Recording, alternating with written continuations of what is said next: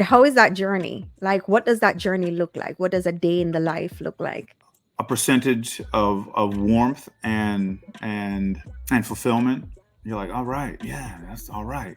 But it's a larger percentage of this don't fit right. I wouldn't wear this, this the tailoring isn't correct on this. So I'm starting to learn these things, from having my tastes and what I feel is worth a ticket price when I'm shopping. I have to get into that head and look at my own stuff. Like, would I buy this?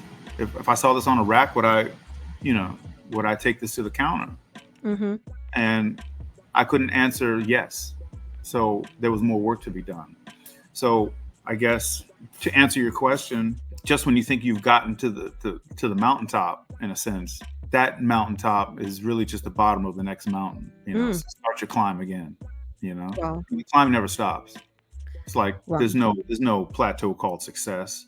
It's that you got up after you scraped your face off and you decided I got more work to do. So it's humbling Mm-hmm. and it's lonely, you know.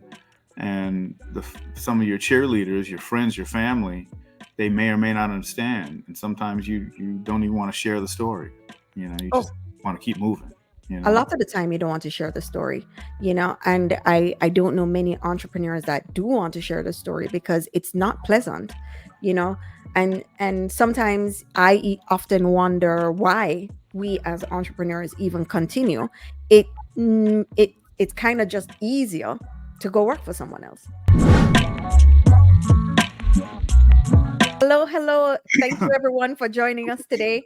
On today's podcast, we have Kelly, and he is going to share his creative vision. He's a fashion designer. Kelly, thank you so much for being here on our podcast today. I want to just For have having me. you. This is exciting. I am excited. I'm so excited to start this podcast. I would like for you to start at the beginning. Tell us a little bit about your journey. Invite our viewers into who you are and tell them, where you're coming from. Well, it was a cool night, and my mother was wearing a Kelly green dress. And okay, so I'm a graphic designer from uh, I I went to Pratt, and graphic design was my major and my major intention, and still to this day, things I do have much of my graphic training and understanding woven through it with everything I do. As a barber, as a classroom teacher, and as a designer of apparel. I went to school with a number of fashion students at Pratt, and I say this to say that you never know which way your road will be winding or coming back around. But I used to make fun of them, playfully, thinking that they didn't have as much to do that I had to do. They didn't seem to be staying up at night. I mean, I don't know what they were doing. I just know that I looked at it like that looks like an easy major.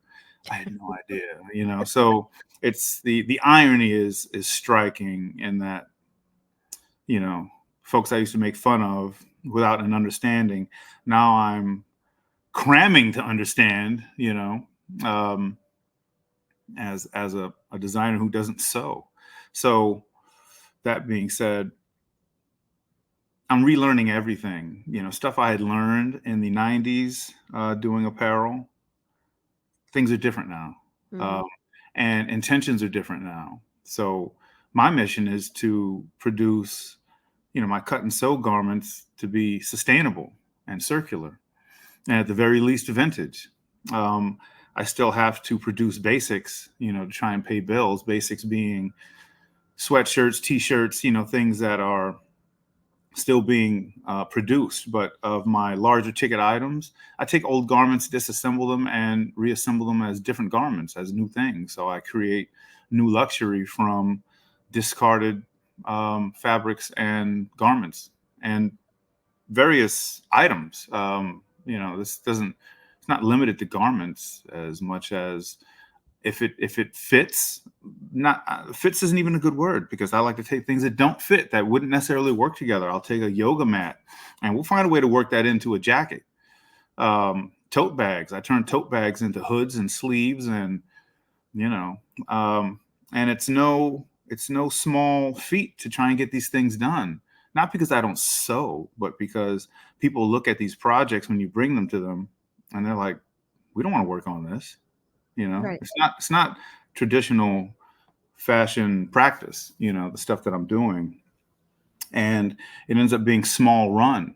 Mm-hmm. So we're not doing 1,000 pieces of stuff. All my things are one of one. Even if the pattern remains the same, the garments that get plugged in, they make these things one of ones. So I can charge a higher ticket for the item, and that it's art on somebody's back. Right. So that is in a nutshell what I'm doing regarding fashion. I'm also a barber of going on 36 years now, and a classroom teacher for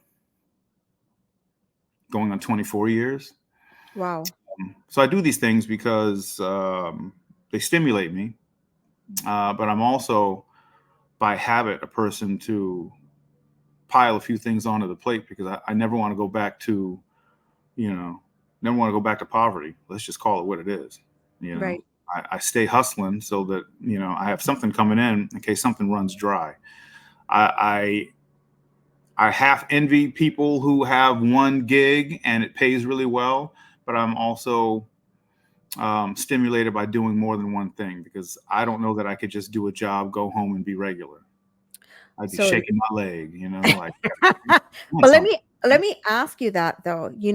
Do you think that, and this is just based on your opinion, do you think that many entrepreneurs only have one job? No, Okay. And is it just the entrepreneurial mindset, you think? I mean, I think it stems from an inability to say no. Mm, And I've seen, my inability to say no personally as an emotional immaturity. One of the most mature things I've been able to do is start to say no, you know. And I can't even say that I've done a lot of that until north of 50 years old. I just couldn't say no. I felt wow. like I was shooting myself in the foot by saying no to some potential project or opportunity. Mm, And regarding entrepreneurial mindset, you'll tell somebody, sure, I can do that, even though you may not have the whole time frame available. You'll try and work that out. I mean, it's like fibbing on your resume. mm-hmm. You'll say you have these 10 skills. You may have 8 of them, 7 of them, 5 of them, but they're also going to train you when you get in. So you got to get in the door. You see that as the priority. You have to get the stamp yes on the project. We're gonna green light this. We're gonna go forward, and then we'll figure the rest out. But I first want to be, I want to be contracted to do something, and then I'll work the other stuff out. I never really want to say no, but I'm learning that sometimes you have to. And how does that relate to your garments? Are you doing like one of a kind pieces that you're basically just coming up with the idea, saying, "Hey, listen, this is my idea. This is a product I'm selling," and people are coming, or are they coming to you and saying, "Hey, I have an idea for something," and then you're like, "Oh yeah, I can throw this and throw that at it." I get both, and Mm, for those that have a custom idea, um, everybody's hot on an idea until it comes time for the deposit, because what's coupled with that feeling of, oh, I want this, is you think you're going to get it soon. mhm, It may take me 2 months to get this done. mhm. I got to put it in the queue, so to speak. I have other things going. So, you get it in, and you let your client or customer know this is the time frame. And sometimes they'll pull out and say, well, I needed this for next week. Like, well, you know, I'm not in a position to be able to do your custom item for next week Mhm. unless I'm charging 3 times the amount that I would charge you. Oh, let me get into that with you. Like I want to get into that conversation because a lot of times people ask for these custom items, or even if they want that custom item, they like the idea, they like the design. They are apprehensive on time because they don't want to give up the time, but then they don't want to pay the money. How do you deal with that? you let them down easy and you stay classy, and you keep moving. Mm-hmm. You're not going to change their mind. I mean, their decision is based on a whole life of experience. So who they are in that instant, you're not going to change that. So, you realize, okay, we're not going to meet each other halfway. You thought you wanted something, but it ain't going to happen here for that price or Mm-hmm. in that time frame. And you have to say, well, I would have loved to do this for you, Mm-hmm. but given the time frame you need, or given your budget, we can only do this. So I'm used to saying, I can do this instead, and I'll give you other options if other Right. options exist. Because again, most of me doesn't want to say no, you know, Right. but it gets to a point where if you're going to be over the barrel for some project, then you have to say no, or if you're already slated schedule wise to do these things, and the time frame doesn't allow you to do that with some integrity and get this thing done properly. If you're just going to, you don't want to do anything Damage. to somebody that's not going to be, your best Right. work either. Right. You don't want to damage your reputation. Yes. Right. Right. And in this whole thing, it goes back to you as a graphic designer looking in on the fashion world and just saying, hey, listen, that's just easy, So it's kind of, getting people to understand that what you do is not easy. It may appear that way, but it's not. Yes, and I have gained a keen understanding of just how not easy it is by really digging into the history of fashion and how certain things began, and why certain styles of garments have stood the test of time, or continue to circle back, or some have never left. Hmm. So what we take for granted, just go buy something on a rack, is there's so much that goes into it. And in that kind of studying I was doing, I came to learn just how much waste there is in fashion, and I was knocked. I was blown away. If you ever watched an overfishing video, where they just fish with these huge nets and pick up all sorts of things that weren't even the target of the fishing, and Hmm. those things just get, they're just like collateral damage. That wasn't what we were fishing for, but we caught those things anyway. But you know, it didn't matter, to those fishermen, because it's such big industry. People are out there trying to fight it, but good luck trying to battle somebody's commerce, right? Like when Hmm. there's millions, possibly billions of dollars, on the line, you're not getting in the way of that. You'll get out of the way. They'll have you out of the way. Real quick. Yeah, yeah. So, seeing this in a fashion frame, I'm like, wow, man, we are super wasteful. Like, what can we do better about this? So now that I have grandchildren, I'm like, man, if we don't make some changes, these kids aren't going to have any playgrounds. Seriously, Wow. we're running out of land and resources, and no one's telling the tale of why these things get sent to landfill instead of sent to South America or someplace where people have a hard time, making ends meet. And these are wearable things, but if they don't get sold, a lot of them get disappeared, Hmm. and then Hmm. then it's burnt, and or put in landfill at any whichever. It's harmful, to our environment. And that's what made you go into that specific style of clothing? I ended up there because I was also bored from doing prints and embroidery on sweatshirts and t-shirts and things like that, where you just kind of take blanks, embellish them. I've been doing that for years. So um, having not done cut and sew garments since like the mid 90s, I kind of had a hankering to get back into it. And I went in the direction of, let me use some of my old basketball shorts to create some garments.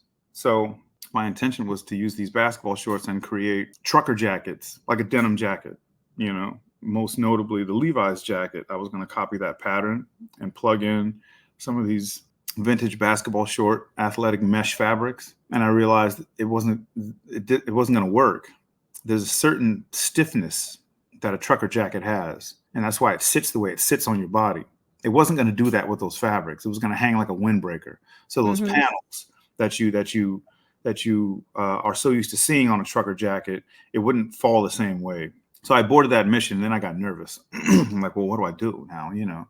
Because I had originally bought these shorts to wear. But when you buy an extra large pair of shorts, you expect them to be extra large. But if you buy an extra large pair of shorts that were worn by players, that's sized differently. Them things hang down to your knees. I'm like, well, I can't wear this in public. Like, what am I going to do with these? So I had a few of those kinds of shorts, right? Because the places that I won't admit I find my things at, I had a number of these shorts, and I wanted to do something with them and not waste them.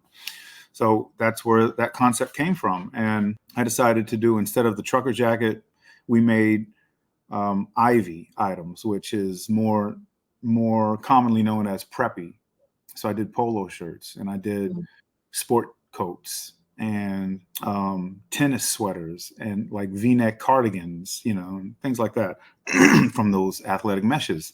Went well. And that was our jump into really taking some vintage stuff, tearing it apart, and rebuilding it.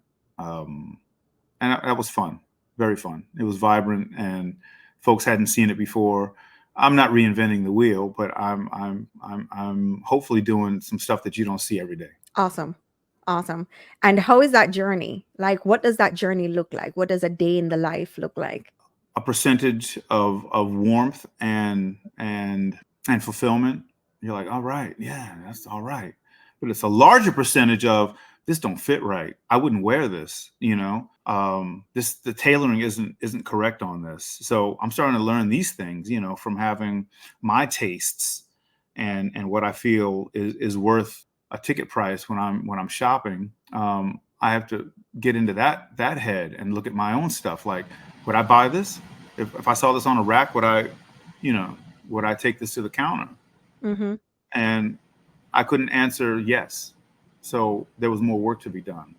So I guess, to answer your question, just when you think you've gotten to the mountaintop, in a sense, that mountaintop is really just the bottom of the next mountain. So start your climb again.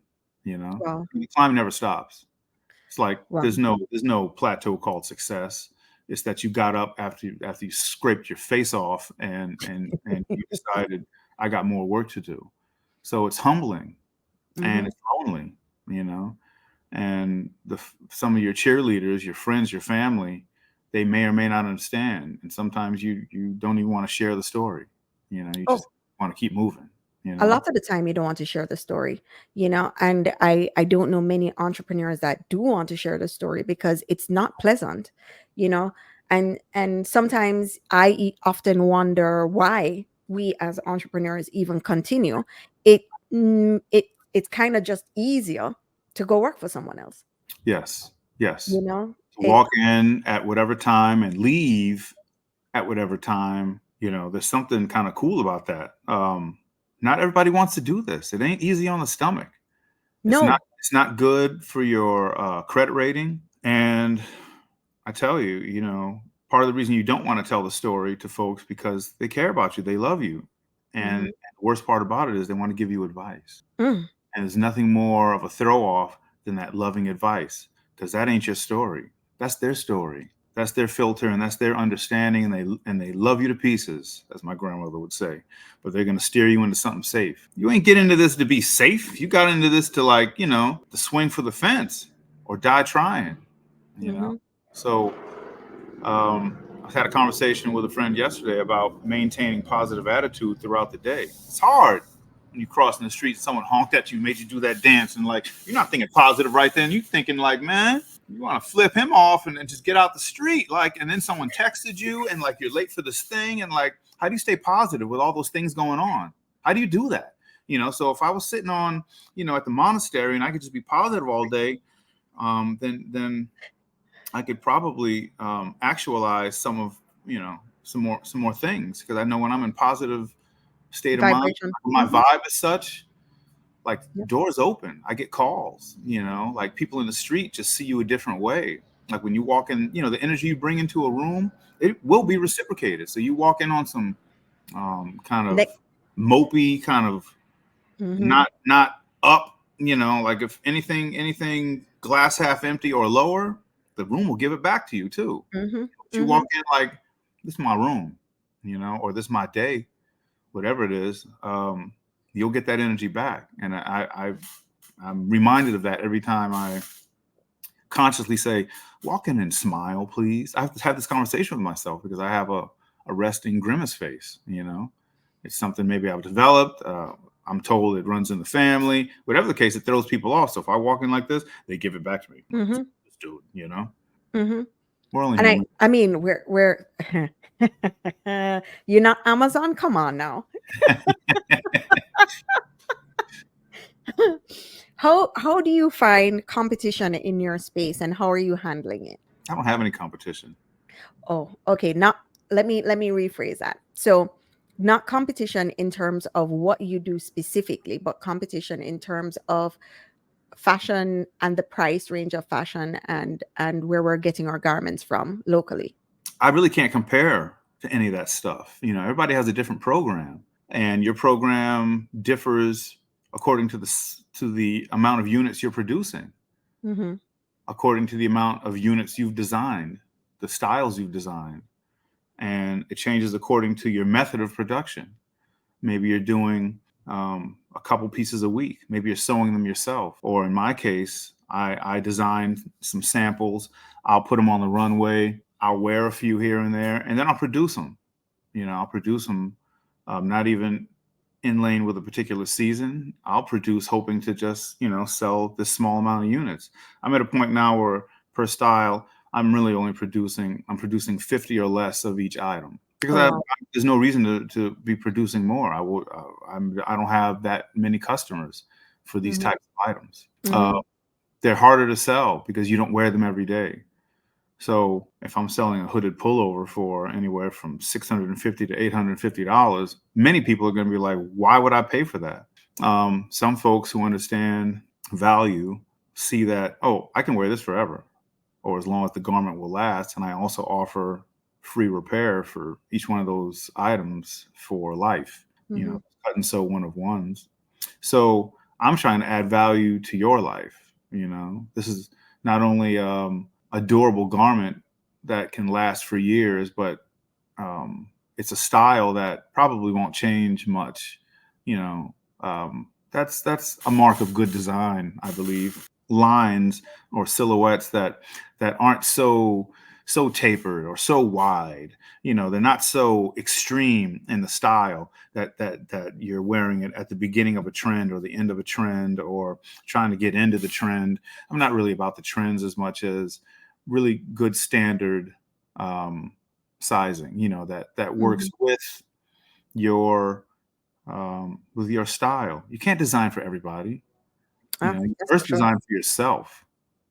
Anyone that's doing different, they're lying, or they're off on a different trip. Like, I can't design for you. I don't know you like that. Even if I grew up with you, seriously, you know, like I have to design for me and hope that you like it. I have to design with my good sense and my tastes and hope that there's some like minds out there that like what I do. Mm-hmm. Yeah, I remember many eons ago when I was in the design industry, it was definitely a challenge to basically introduce new styles because I truly believe that people are so used to just having it one way that anything beyond that or what they've been trained to believe a man should wear or a woman should wear is kind of like really pushing the lines of like real avant-garde, you know. How are you changing that in terms of how are you presenting your garments to where it doesn't fall on that end? I don't know if I understand that question. So some outfits that you design that designers create are strictly for runway according to mainstream belief, right? How are you changing the narrative when it comes to your designs? I don't know if I'm changing anything. That would be me taking license as some sort of trendsetter again. I'm not. Okay. I just want to do some dope pieces. And I do what I feel is more ready to wear. What you've seen on Okay. any of my runways, you can put that on your back that night. You know, like let's go out. Let's go get drinks, you know. Let's go Oh, to I love dinner. that. Yeah. It's to be worn, you know. Couture is often um, the concept of the line in motion is how I Hmm. see it. You know, you see the high concept of this coming at you if you're witnessing a runway show. That won't be the off the rack stuff. Right. It's like if you've been to a car show, Mm-hmm. some of the craziest concept cars are what we're standing in line to see. And the models that are for sale are inspired by that Mm-hmm. concept car or that concept jacket, but that's not the one you're buying. Somebody may want to buy that, but that's one in a million, I Mm-hmm. mean, No, I like how you break it down because that's a really great explanation for it for someone who doesn't understand, you know. So the fact that your pieces are something that you can wear exactly like when they come off the runway, that's good to know. yeah. Yeah, I got a pair of jeans that goes right with that. Let's do it now. Love that. Yeah. Love that. Love that. And where are your pieces featured right now? You can find them at my website, where I can sell you items or customize items if someone wants to message me. So that's at www. I don't even know why we add that because it goes automatic anyway. Officialhighpost.com, spelled official HIPOST.com. And I'm also on Grailed for a few items. Um, we have some presence in Miami at a wonderful spot called Out of Pocket Miami. It's in Wynwood section of Miami. It's a great little spot that sells art and clothing. So they've been instrumental in allowing us sort of a runway to not runway for fashion as much as runway for takeoff, Mm-hmm. and people get to see what we're doing, and we get it's almost like uh, a secret focus group. The people that come Okay. through there, they're not just looking for clothing; they're looking for art or clothing or both. But they know they'll find really, really unique things there. So we were able to cultivate a relationship, and I love to have my stuff there. So I get it.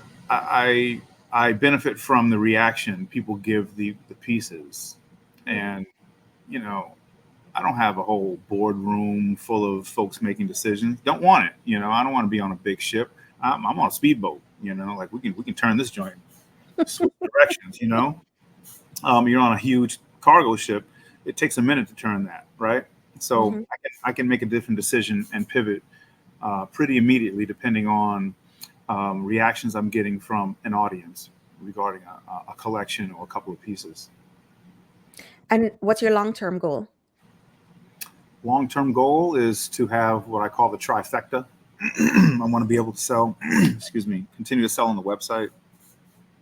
I want to sell in some certain stores, and I want to be able to continue to do custom stuff. So that that three, the online presence, retail presence of certain stores. I don't want to be in a lot of stores, just certain stores that really cater to the unique quality of the garments I produce. I want to be in that company for the audience that those retail establishments have, um, who understand the work that goes into these types of garments. Some people don't get it, and that's Mm-hmm. fine. This isn't for you.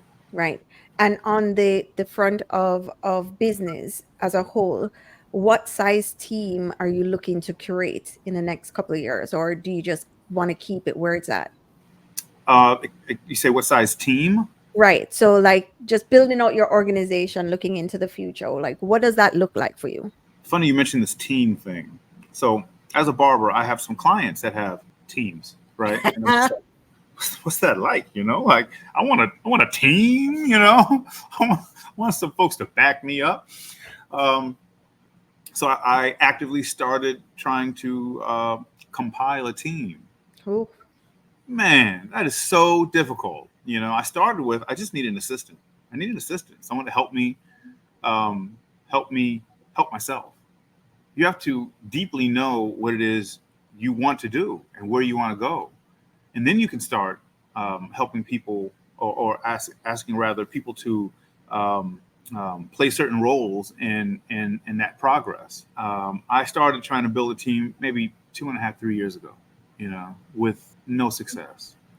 At this point, I have almost an accidental team because, when you start working on something, it doesn't quite happen the way you wanted it to. But if you're intent on getting it done, it'll come around somehow, not the way you wanted it to, but it'll possibly be better than what you set out to do, because in the process I gained a lot of understanding on what it is I want to do and what to ask other people, and I'm still learning on how to delegate and how to incorporate other sets of hands and brains in what I'm doing, because it's not just about paying somebody to help you do something. You got to know what it is exactly that they're doing, that you're asking of them. But you kind of got to know it first yourself. You Mm, got to know that I don't have the time to do this specific thing, and this is what it looks like. I'm going to ask you to do that. Yeah, I can't stress that enough. If you don't know yourself, what you're mhm, trying to do, no one else knows any better than you. So if you start entertaining other types of advice and direction, then you're going to be all over the place. You have to have your mission. mhm. And how hard is it, or how easy is it to articulate what goes on in your mind on a day-to-day basis as an entrepreneur? Like, you wear many hats. You do several different jobs. You have several different jobs, right? How do you take that out and be able to delegate? Like, how hard is that? For me, it's very hard because I'm a recovering control freak. I just thought I could affect all kinds of change myself. I figured I could do. I've been doing most of these things myself for years, but your program can only grow but so much when you're doing it all by yourself. You can't do it all by yourself. I'm not a digital marketer. I'm not a manager. You know, I've done little bits of these things for myself, but to take it to a high level, you got to find somebody who's really good at that thing, and you might have to work a deal with them if you don't have cold cash to pay them. You know, so it becomes very artful how you do this thing, and you don't want to stretch somebody out so that they've done this work for you and you can't compensate them, because now stories will start traveling about you. Like, yeah, he's all right, but he don't pay, or he pays slow, or like, you don't want that. Rule number one: take care of your people financially, handle that business. You don't want that to be your rep. I mean, in the span of the last couple of years, I now have that I can count on. They're not necessarily staffed in my building or anything like that, but they are, one of the first folks I call. I have a photographer, I have a videographer, I have a couple of photographers. I only had at one point just one facility to manufacture my stuff. Now I have uh, at least three. Um, I had no way to get patterns made and have them graded, meaning, made for different sizes. Now I Mhm. have that. Um, I have um, someone who helps me with publicist work. I didn't even know what that was supposed to look like, but I had to sort of talk to somebody who was way out of my league to give me an idea what to ask for. So I'm thankful for the folks that take time out of their day to talk to somebody who's not on. I'm not on. I sell a couple garments here and there, but it's not paying for my lifestyle yet. I'm Mhm. not making enough money to send off to my grandchildren from fashion. I'm sending them teacher money. I'm not sending them fashion money. So we're still working on that. It's not profitable quite yet. Concept is wonderful, but there's a lot of nice concepts out here that don't pay. Mhm. Mhm. And I think that's I don't even want to say an oversight, but sometimes social media has the ability to make people assume that it's bigger than it is too, right? Yeah, I wouldn't give them the credit for the ability. I mean, it's by design. They're in our brains, like, some sort of sci-fi movie, but it's our inability to turn it off, to put it away, to plug it up and leave it on the other side of the room. I'm better about my screen time now than I was. Because I can get caught up in it. Then I'm mad that I wasted 25 minutes of my life, 40 minutes of my life scrolling because I'm sitting here. Hmm. So that's a whole personal battle for all of us. Like, put that Yep. thing down. But um, it doesn't have to. You don't have to be a victim of it, because your method is your method, and Mhm.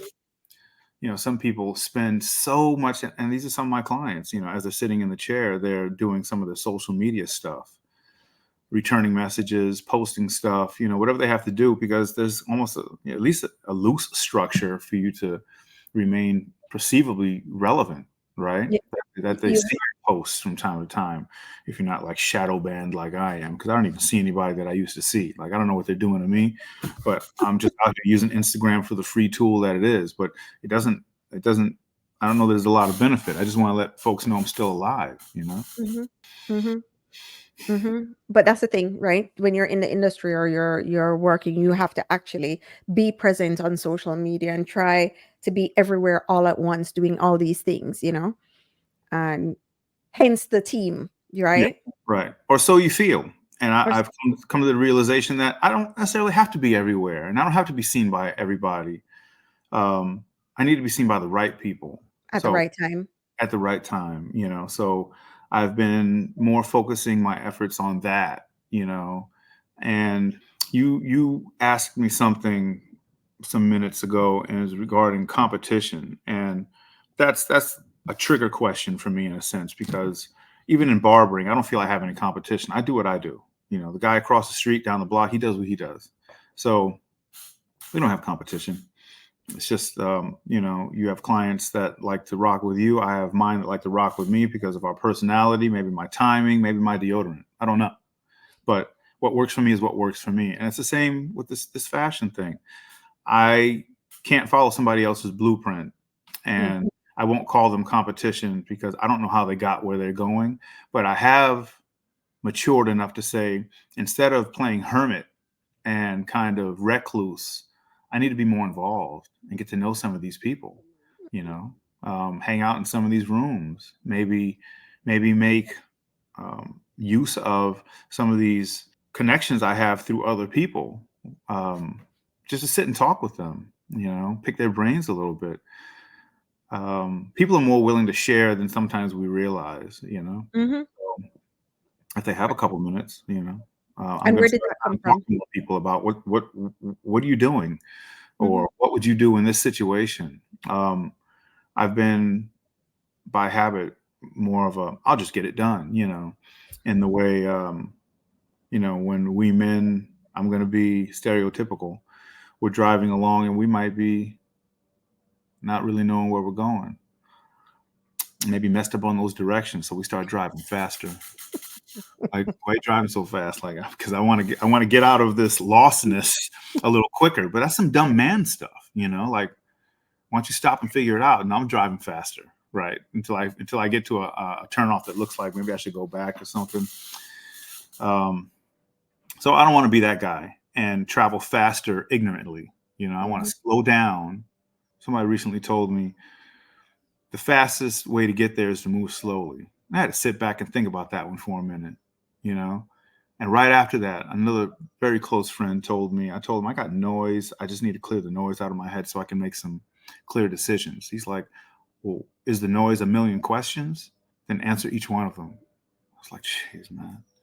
I don't know if Wow. that helped, but when I sat and processed a little bit, it did, you know, it did, because if you have those questions, you have to address them at some point, or they're just going to kind of plague you. And if it's a Mhm. million questions, it seems like, my God, it's going to take forever. Then let it take the time it's going to take so that you can do this thing right. This is the Wow. new me. Me 20 years ago would have been like, man, we skipping that part. But I have all these things from friends, and I keep them in my brain files. So my partner and brother in our barbershop in North Hollywood, he's Jamaican. He says shortcuts draw blood, long cuts Mhm. draw sweat. And I understand his explanation for years, but for those that don't know, you get it. But uh, Mhm. you can get hurt trying to do the shortcut. Take the long way. It's okay. It's okay to sweat, but you don't want to bleed. Mhm. Make mistakes doing shortcuts. So it's a very simple thing, but it speaks volumes to how you can have a better life. Not trying to take these shortcuts. Just take the long way. Mhm. Mhm. And if you had to give yourself advice, like your past self advice, what advice would you give yourself? stick with it.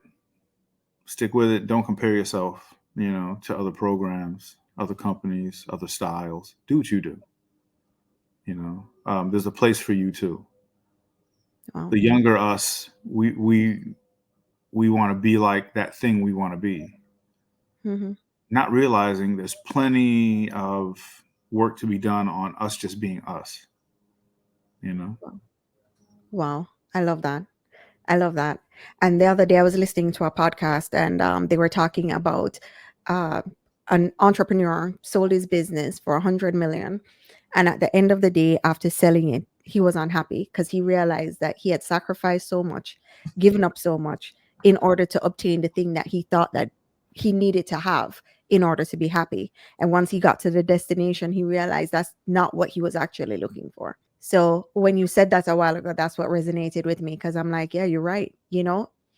If you could tell yourself just to enjoy the journey and just work on being yourself, then you truly find what it is that you're looking for.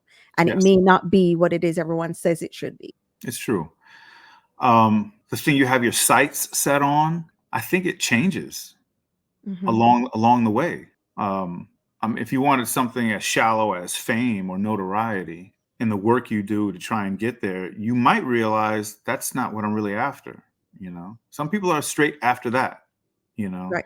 and I think they put themselves in for a degree of suffering.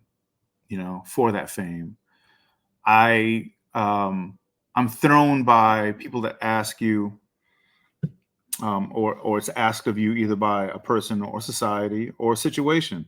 What would you rather have, your profit or your passion? What does that mean? Would you rather make the money or do something that is close to your heart, that N- fulfills you?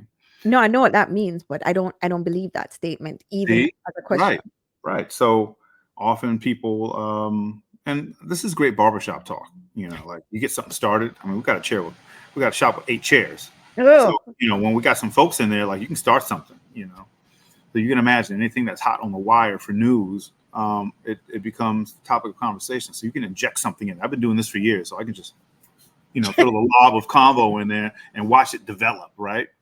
And some of the younger minds in the room will say, I'm going to get the money, this, that, and the other.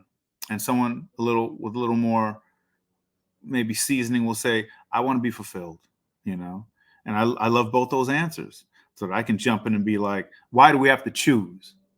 Because they ask us to choose, whoever the they are, because the system wants you to choose. No, man, take a slower road and do both, you know, make your money and let it be fulfilling. It doesn't have to be drudgery, just to make your money. And Hmm. it doesn't have to be, well, I'm fulfilled and broke, you know, because that ain't true fulfillment either. Like, you have that other part of you that's like, this was fun, but now I'm broke, you know? So we don't have to choose.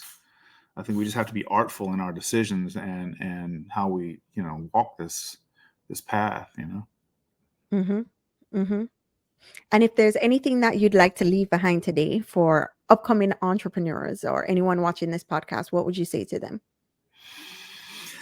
Learn the mechanics, the technical aspects of your mission, and do it your way. It's got to be your way.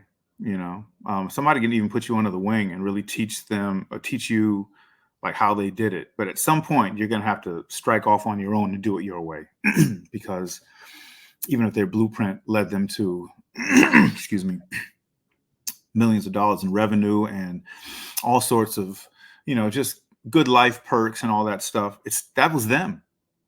That was them. That was them, how they grew up, whatever their family dynamic was, whatever wonderment and tragedies was woven through their lives. But what about you? Everybody's path is different. So you can borrow some jewels, from folks that have been successful and made their way, but you have to strike off on your own and figure the rest out once you get to a certain point, 'cause otherwise you're limited in your travels. Hmm. It's okay to be a little to fall onto lean times in your mission. If you really believe in it, that money doesn't mean as much. And I'm not saying that from a place of like because I do all these things, my money is secure and solid. No, it's not always like that. I'll spend my last on sampling and getting ready for a runway show, and then I'll be in a little bit of debt trying to pay my models, which I may have 30 days to pay. So I'm on a string too, but I believe in myself to that degree, because when you start taking on other funding, you might lose some creative control. There's some folks that can do can do my job for me for 75% of my company. I'm not willing to sell that like that. I like to pass this on to the kids, with my understanding of this is how we grew this and this is how we'll take it to the next level. Oh, I love that. I love that. Again, can you tell our audience how they can get in touch with you? Sure. On Instagram, you can find me at High Post Images. That's HIPOST Images, all one word. That's my personal page. High Post _ showroom is the fashion page. We're also High Life Barbershop, HILIFE. I don't put GHs in my highs. High Life _ barbershop. I'm also partner in a wonderful little effort in New York called Collective NYC. We sell art, we help develop art, and we do community outreach. And we have a cool little flex space on 3rd Street. That is CLLTV NYC on Instagram. And my website is officialhighpost.com.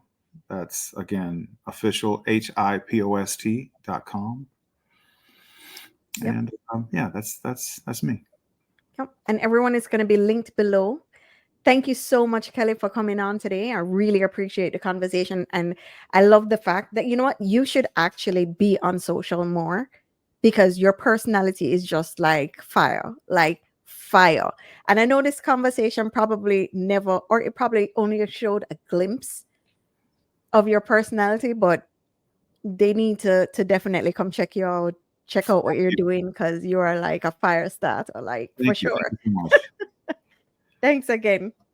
Thank you for tuning into today's episode of Entrepreneurial Truth. One tool that I can truly recommend on how you can organize and execute systems is Notion. Notion allows you to seamlessly get information out of your head and into a centralized, organized space. Whether it's documenting processes, managing projects, or brainstorming ideas, Notion can be your go-to platform. As a special offer to our listeners, you can get started with Notion using the link in the episode description. By using our affiliate link, you not only support our podcast, but also gain access to free templates designed to kickstart your journey with Notion. These templates are specifically crafted to help entrepreneurs streamline their workflows and boost productivity. To take advantage of this offer, simply visit the affiliate link below to sign up and explore the free templates available in the resource section. Whether you're a solopreneur, managing a team, Notion can be the game changer you've been looking for. Stay tuned for more episodes where we dive deep into strategies, tools that can empower you as an entrepreneur. And don't forget to subscribe to Entrepreneurial Truth so you never miss an episode filled with actionable advice and insights.